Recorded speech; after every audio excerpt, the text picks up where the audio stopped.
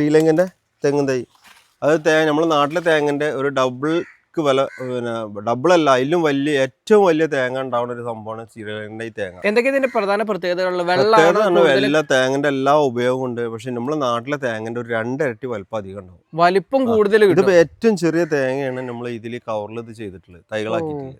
ഇതിന്റെ റിസൾട്ടും കാര്യങ്ങളും എത്ര സമയം കൊണ്ടാണ്? ഇത് 4 വർഷം കൊണ്ട് കായ്ക്കും. ഞാൻ കണ്ടിട്ടുണ്ട്, കോട്ടയത്തൊക്കെ ഇഷ്ടംപോലെ മരങ്ങളുണ്ട് കായ്ച്ചിട്ട്. അത് അവിടെ നിന്നാണ് തൈ കൊണ്ടുവരുന്നത്. പക്ഷേ നല്ല കുറച്ച് റേറ്റ് വരുന്നുണ്ട്. 600 രൂപക്കാണ് ഇതിൻ്റെ തൈകൾ കൊടുക്കുന്നത്.